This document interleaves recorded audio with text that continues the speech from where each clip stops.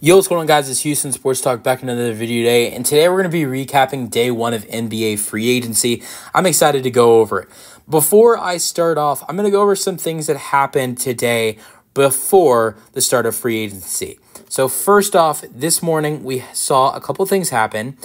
The Detroit Pistons hired J.B. Bickerstaff as their next head coach. The Sacramento Kings re-signed Alex Len to a one-year contract. The Indiana Pacers signed Obi Toppin to a 4-year, $60 million deal. Love that re-signing for him. He had a huge season for them off the bench and was great in the postseason. And then three moves that happened right before the start of free agency, before the 5 o'clock or 6 o'clock Eastern time negotiating period window. The Lakers ended up re-signing Max Christie, who is a restricted free agent, to a 4-year, $32 million contract, like his future. The Warriors waived Chris Paul, and the Clippers re-signed James Harden to a 2-year, $70 million contract. All right, let's go over everything that happened once the free agency period opened. The first signing was the Boston Celtics re-signed Luke Kornet to a 1-year contract. Then the Miami Heat ended up re-signing Kevin Love to a 2-year, $8 million contract. Love that deal for the Miami Heat. Kevin Love was great this season. The Utah Jazz waived third-string center Omer Yurtseven. Then the Boston Celtics made another center re-signing Neemias Queta to a multi-year contract. One of my favorite signings of the day, these Philadelphia 76ers brought back Andre Drummond, who was with them in the 21-22 season, on a 2-year, $10 million deal. In my opinion, Andre Drummond is the best backup center in basketball. He averaged 9 points per game and 9 rebounds per game and only, I believe, almost 20 minutes per game and only 10 starts per game this past season with the 76ers. How about someone coming back to the NBA from Greece, Kevin Porter Jr., who in his last season with the Rockets in the 2022-23 season averaged 19 points per game and 34 minutes per game, has come back and signing with the Clippers on a 2-year contract. With all those behavior issues that happened, not just the assault incident, but a New Year's Day game against the Denver Nuggets in 2022, he ended up getting an argument with Christian Wood, and John Lucas, Rockets assistant coach, ended up throwing things and also ended up driving off at halftime. In Cleveland, he got upset because they gave his locker away to Taurean Prince while he was away from the team weeks at a time, and then started throwing things in the locker room while that, screaming at the top of his lungs. I was at a Rockets game once, and while at a Rockets game against the Warriors, if you didn't know, when the Rockets play the Warriors or play the Lakers or the Suns, and you're facing a Durant or a LeBron or a Stephen Curry, who generate big crowds, and once that player's doing great, and especially going up against a team that is terrible in the Rockets at that time, there are going to be a lot of there are going to be a lot of LeBron or Lakers fans there. There are going to be a lot of Warriors or Curry fans there, or they're going to be a lot of Durant and Suns fans there.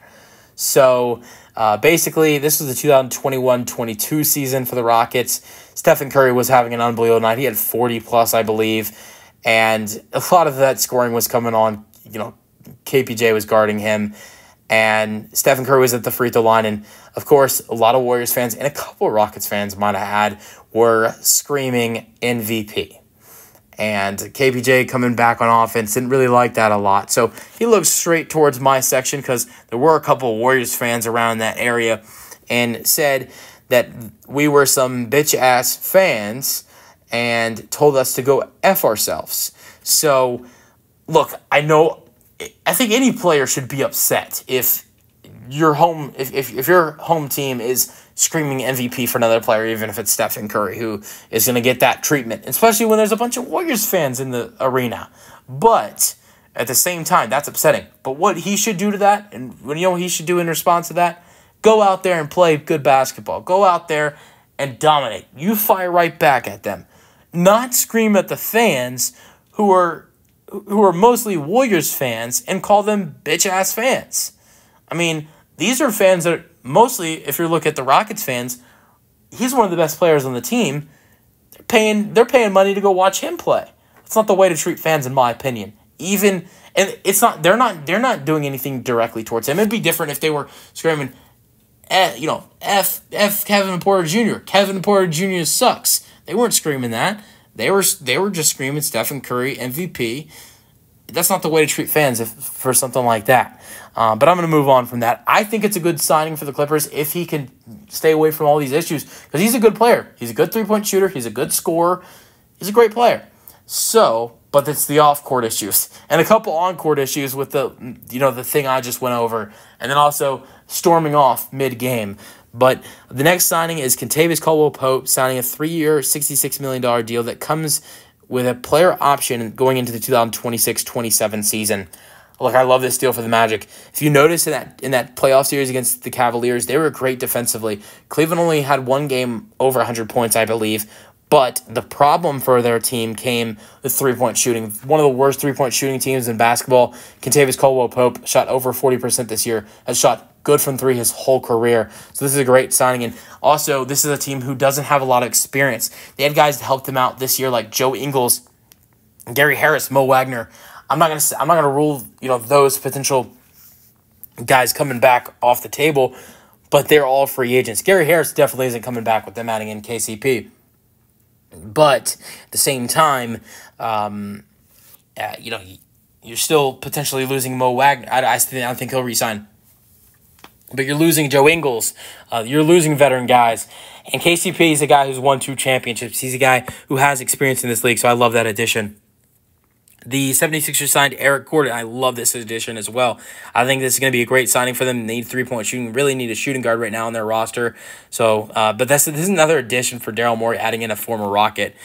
Then the biggest signing of the day, most likely, Chris Paul signing with the San Antonio Spurs on a 1-year, $11 million deal. I love this for Wembanyama. He gets himself a really good point guard who can still... Look, Chris Paul might be worn down at 39 years old, but we're not going to act like Chris Paul can still facilitate... maybe not like he did before, but Chris Paul averaged 7 assists per game coming off the bench with only 26 minutes per game for the Golden State Warriors last year, and still almost averaged 10 points per game. Usually, the season before with Phoenix, 32 minutes per game, he averaged 13 points per game with 10 assists per game.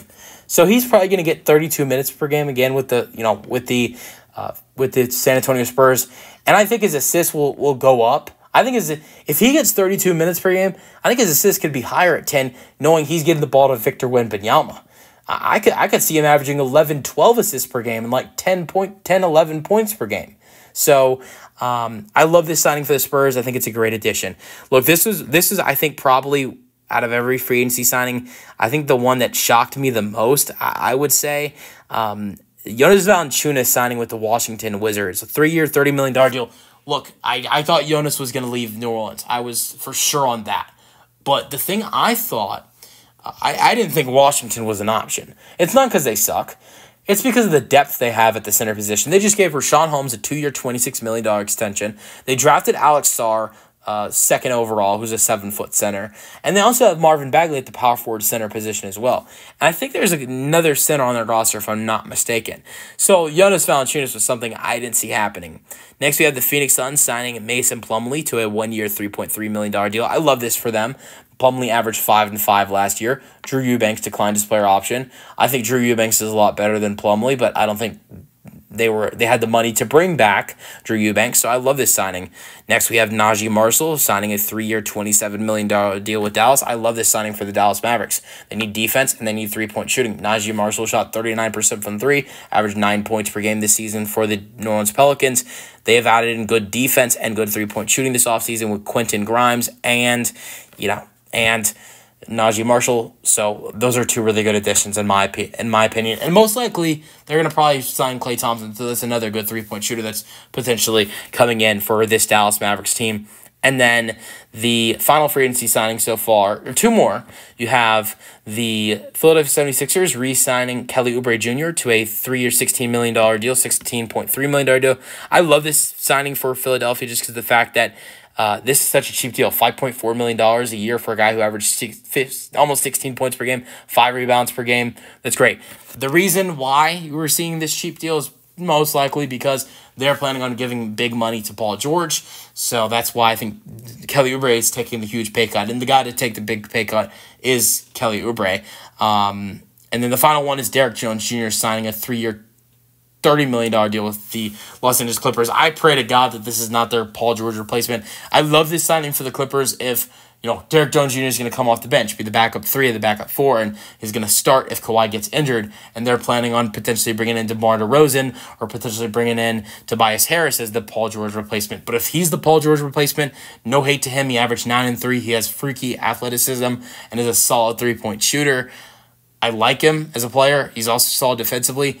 But if this is the Paul George replacement, I hate it. But if it's not, and he's just coming off the bench as the backup 3, the backup 4, absolutely amazing signing for LA.